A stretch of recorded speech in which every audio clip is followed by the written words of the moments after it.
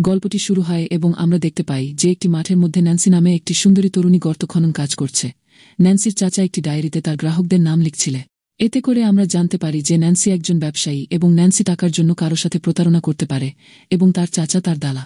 এত বড় বড় দুধ কাপড়ের ভিতর লুকিয়ে রেখে মামার সাথে চলে গেল পরের ক্লায়েন্টের সাথে দেখা করার জন্য। সারাদিন এত খোঁড়াখুড়ি করার পরও যে ন্যান্সির গুহাটা একটা সুড়ঙ্গ হয়ে যেত, তা সত্ত্বেও ক্লায়েন্টদের কোনো অভাব নেই, যা থেকে আমরা জানতে পারি যে ন্যান্সির কতটা প্রতিভা আছে এবং তারা কত বড় তা আমরা পরে দেখতে পা। সন্ধ্যায় খনন করার পর তার মামার সাথে অনেক জিনিসপত্র নিয়ে তার বাড়ি আসে। আমরা জানতে পারি যে তারা সবাই খুব গরিব এবং সেখানে আমরা ন্যান্সির ছোট বোন মিসা এবং মামার ছেলে রোগীকে দেখতে পা। এত খাবার দেখে সবাই খুব খুশি হলো। এখন রাতের খাবারের পর আঙ্কেল মদের বোতল নিয়ে বসে আছে ন্যান্সির সারাদিনের হিসেব করতে। তখন রকি আসে। ন্যান্সি আর তার বাবা কি কাজ করে তা সব রকি জানত। এই কাজে অনেক বিপদ ছিল, তাই রকি তার বাবাকে একটা নুরুল দিয়েছিল যাতে সে নিজেকে বাঁচাতে পারে। এখন রকি সেখান থেকে উঠে ন্যান্সির কাছে যায় যে এখন ভালো করে গোসল করছি, কারণ তাকে অন্য ক্লায়েন্টের সাথে দেখা করতে গোডাউনে যেতে হবে। এখন সকালে সে তার চাচার সাথে হট আকারে তার ক্লায়েন্টের সাথে দেখা করতে গিয়েছিল, কিন্তু সেই ক্লায়েন্ট তার সাথে এমন আচরণ করেছিল যে ন্যান্সি জোরে চিৎকার করতে শুরু করে।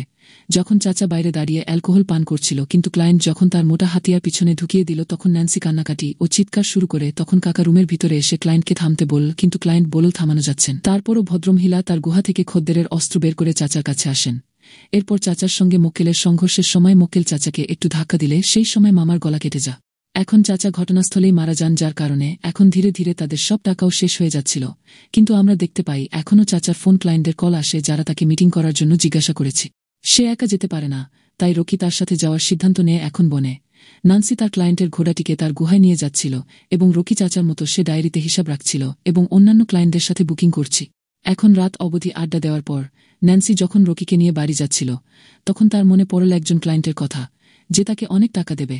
তাই তারা দুজনেই সেই লোকটির কাছে গিয়ে জানতে পারে যে লোকটি ছিল গ্রামের প্রধান এবং তিনি ব্যবসার সবচেয়ে ধনী ব্যক্তি ছিলেন। কিন্তু তার একটি সমস্যা ছিল যে তার ছেলে বোকা ছিল এবং সে চেয়েছিল তার ছেলে একজন মানুষ হবে। তাই তিনি ন্যান্সিকে ডেকেছিলেন তার পুরুষত্ব বের করার জন্য। এই কাজটি করার সাথে সাথে ন্যান্সিকে গোপন রাখতে হবে যে ভারদানের ছেলে, এবং সে এই কাজের জন্য তাকে অনেক টাকাও দেয়। কিন্তু প্রথমের ছেলে ঘরের ভিতরে যেতে চাইলেও ন্যান্সির সাথে সেক্স করতে অস্বীকার কর। দুজনেই একটা প্ল্যান করল যে ন্যান্সি একটা চিৎকার করবে যাতে সবাই মনে করে যে প্রধানের ছেলে একটা প্রচণ্ড খোঁড়াখুড়ি করছে, এবং সেইরকমই একটা ঘটনা ঘটল প্রধানের উপর, এবং বিশ্বাস করল যে তার ছেলেটা নেওয়ার পরেও সেখান থেকে টাকা ইত্যাদি নিয়ে রকি ন্যান্সির সাথে বাড়ি চলে যা। পরের দিন রকি ন্যান্সির কথা পুরো গ্রামে ছড়িয়ে দেয়। অনেক শ্রমিক ন্যান্সির গুহা খনন করতে আসতে শুরু করে। কিন্তু তারপরে পুলিশ অফিসার স্যামুয়েল যখন তার এই ব্যবসার কথা জানতে পারলেন, তিনি সাথে সাথে রকির সাথে দেখা করলেন এবং তার সাথে তার কমিশন ঠিক করলেন। এরপরে তিনিও তার পা তুলে তার নরম শরীরে চড়লেন এবং আজ পর্যন্ত তিনি খনন করে এতটা আনন্দ পান। একই কাজ রকিকে তার সমকামী কনস্টেবলের সাথে ঘনিষ্ঠ হতে বলেছিল এবং বাধ্য হয়ে রকিকেও তাই করতে হয়েছিল, এবং এই সময়ে তাকে বহুবার সেই বৈঠক করতে হয়েছিল কারণ রোগী আগে কখনো এটি করেন।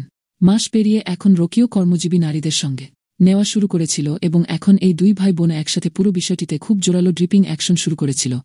এখন একজন মহিলাকে এভাবে ছড়িয়ে দেওয়ার পরে রকিন অ্যান্সির সাথে বাড়ি যাচ্ছিল যখন তারা পথে শামিলের সাথে দেখা হয়েছিল এবং তাদের কাছ থেকে আমার কমিশন নিয়েছি। এবং এখন পরের দিন ন্যান্সির স্বাস্থ্য অনেক খারাপ হয়ে গেল, তাই রকি তাকে কম্বল করে ওষুধ আনতে গেল। এমিল তাকে খুব পছন্দ কর, সে এখন তার পিছু নেয়। মেয়েটি বাড়িতে পৌঁছে তার জামাকাপড় পরিবর্তন করে এবং এই সব করার পরে সে গোপনে জানালার বাইরে থেকে দেখে কনস্টেবলের গির বন্ধুটি খুব মাতাল ছিল এবং রকি তাকে একা ডেকেছিল, কিন্তু সে এত মাতাল ছিল যে রকি খুব আরামে সেই কনস্টেবলের মানিব্যাগ থেকে সব টাকা নিয়ে যায়। এখন সেই ঘড়ি বিক্রি করেই রকি ওষুধের ব্যবস্থা করে দিয়েছে। তারপর ন্যান্সি ওষুধ খেয়েছিল। ন্যান্সি অসুস্থ হওয়ার কারণে রকিকে অনেক কাজ করতে হয়েছিল, তাই রকিও প্রধানের ছেলে জোশুয়াকে খুব আদর করে দেখছি। রকি ওই কনস্টেবলের চুরি করা ঘড়িটা বিক্রি করেনি, কিন্তু সে পড়েছিল। তাই স্যামুয়েল আবার কনস্টেবলের সাথে তাকে বেধড়ক মারধর করে রকিকে লকআপে ভরে দেয় এবং সেই মেয়েটিকেও সেখানে ছিল, যার কারণে এমেল তাকে অপহরণ করেছিল। কিন্তু সে এখন পর্যন্ত মেয়েটিকে স্পর্শ করেনি কারণ স্যামুয়েল তাকে জোর করতে চায়নি, কিন্তু সে তার ইচ্ছা অনুযায়ী তার সাথে মজা করতে চায়। অন্যদিকে রকি বাড়িতে না আসার কারণে সংসারের খরচ মেটানো কঠিন হয়ে পড়ে। দোকানদাররাও ন্যান্সিকে টাকা ধার দিতে অস্বীকার করেছিল।